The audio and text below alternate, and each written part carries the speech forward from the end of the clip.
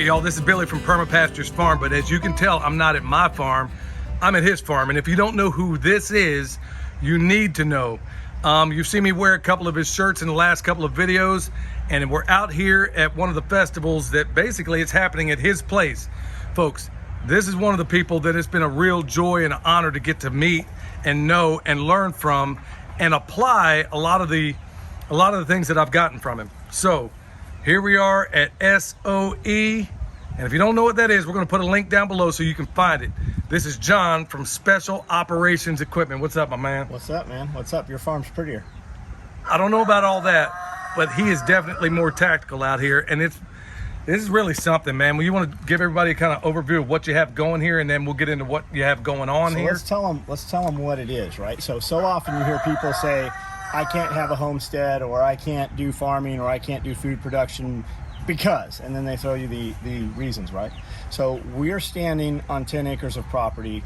When I bought this, it was a bar and a nightclub that had sat vacant for 20 years. We put a factory in here. There's a sew factory. This was a gravel pit. There was nothing green was here. They literally excavated gravel and rock out of here for decades prior to that. And then we took it and just started putting wood chips over it, started running animals, started watching Joel Salatin, started listening to Jack Spirko, finally came across you. I've watched all your content, and now we've got you guys here on the property, right? So I just walk around and go, hey, I did this. Usually I do a lot of stuff, and then I'm like, hey, I did this, and it ends up we should have done something different, but now how do we make it work, right? There's always a way to make everything work, and I think that's the most important thing. There's always a way to do something, right? Right. So, and that's the biggest thing. A lot of times, and I'm very guilty of it, we sit, let me just look this up for a second, and 2 hours later you're on the internet and your daylight's gone, and you're like, well, I'll go to sleep and I'll just do it tomorrow. And if you just make sure that you do something today, it all compounds and it turns into something. Now, speaking of something, you got a lot going on here. You got a massive factory over here that you do a lot of. I mean, obviously you want to tell people what you do, because frankly, y'all, he doesn't sleep. And honestly, I've learned so much in terms of, look, if you want to do something successfully, find somebody who's doing it really, really well and doing it almost perfectly, and then replicate it. This is one of the guys I look after. So you got this big factory, you got a farm, it's all under the same roof. He's got these massive ponds that are really something else.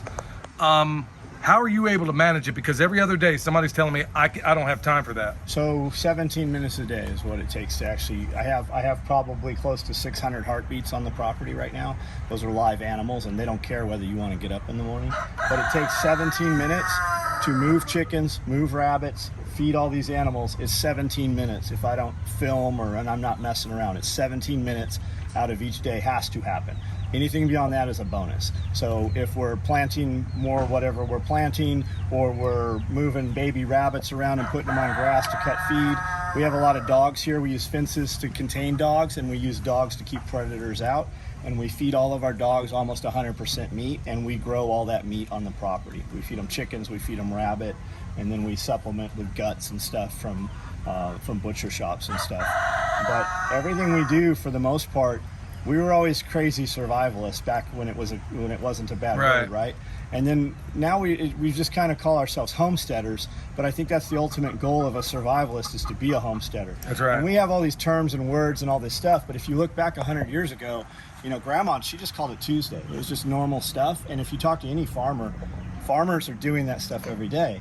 So I've just built my life in a manner. I've spent the last 2 years really building my life that if society truly locked down or we lost shipping, that was the big concern, that we would lose shipping, that we could still maintain what we were doing. And we brought in other things so that I could still employ my employees. Like our plan was, if the power goes out or shipping stops, we will do firewood. We'll take all these log lots they're cutting all this hardwood.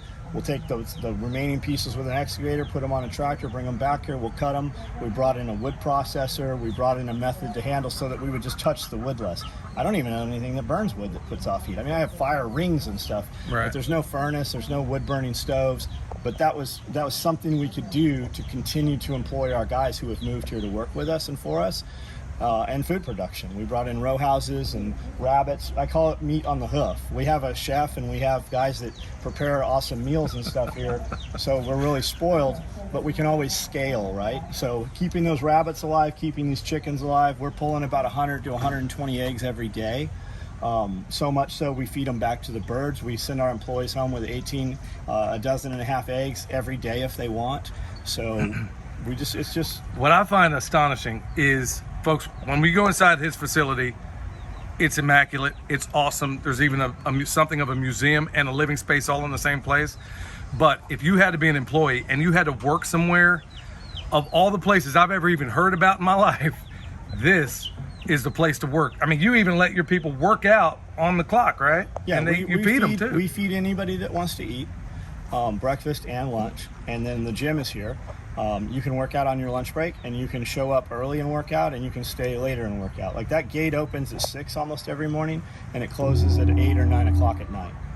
How cool is that? I mean, and you're having a hard time finding people. Let's kind of segue into what you got going on here. So we live in the middle of nowhere. Right. The population is 3,500 in the county, and we hire everybody we can hire to scale the business. Like, I moved here just to work with 3 employees and do small custom stuff. We weren't going to put a factory together and none of that.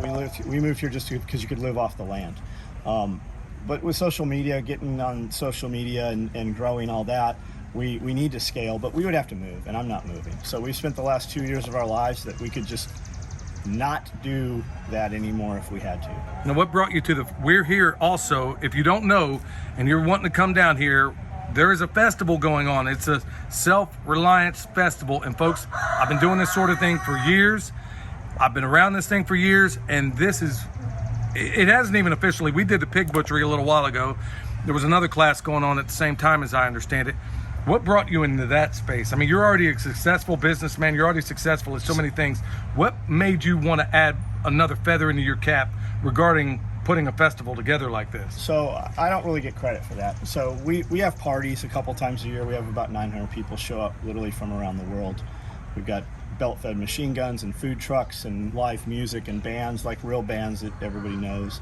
And it draws tons of people. Well, during COVID, we're not locking down. So we did a get-together. We had about 250 people show up with no promotion. But what they wanted, hey, can I see the farm? Can I see the rabbits? Can I see your aquaponics? So I just spent the entire 12, 16 hours walking around the property with groups of about a dozen people, just having the conversation about whatever they wanted to talk about.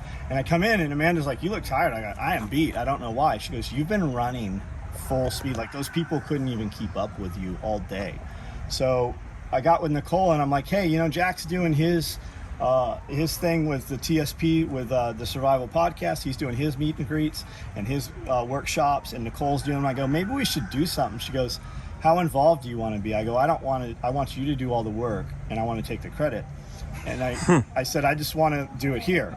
So that's kind of what we did. And she'll throw stuff up. I'm like, that's an awesome idea. And I'll throw things out, and it evolves. And like last time we had about 300 people. I'm expecting 650 at this one. And then our next one is in October. Okay, so look, folks, if you want to go to some place like this for the first time ever, I've done pig butcheries before. Many of you have seen some of the demonstrations. This festival marks the first time ever I've ever seen at a festival a pig that was literally alive this morning and it's on the smoker as we speak, right? Right now. Right. That doesn't happen, y'all. That is the beauty about coming to a place particularly where it's private property. City doesn't mess with you, right? We don't have it. We're not even in the city. We have no codes or zoning here. How cool is that? So that's also something you want to look at. So keep your eyes out for the next one. And here, look, people can still come if they want, right? Yeah. So those of you that are on the fence are thinking, hey, look, we drove 6 hours to get here. Look, no journey is too great. When you find what you seek, you're going to find. And what did you notice in the previous ones that you've put on? You've noticed that people come all this way. And what's this? So it's a trip, right? Because people will travel here 1,000 miles to get here. Like, they come here from California, they come here from Texas, New York, and they literally meet somebody here that lives 15 minutes away from them, and they never would have met. And it's because we have something in common, and they came and traveled for that. We have a Self-Reliance Festival. The first one we did, a man and woman met up, and they're married now.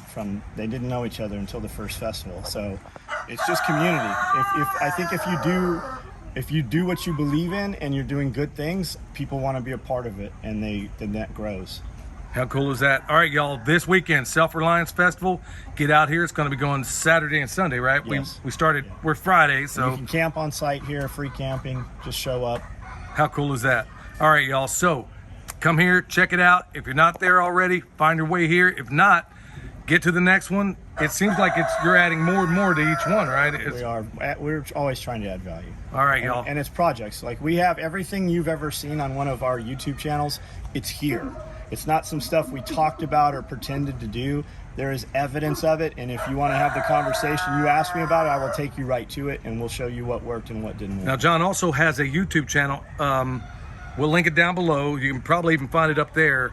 But it's probably the most suppressed YouTube channel out there, folks. And when you hear about the bombs that he's dropping regarding things going on in this world, regarding whatever, you're going to understand why he's been suppressed. So go over there, check him out, subscribe. You're going to be glad you did. Also, go to the website there because he's got some of the most coveted tactical equipment on planet Earth. You're going to want to check it out. All right, thanks so much for checking this out. Till next time, this is Billy at John's Farm, where permaculture is my passion. We'll see you next time.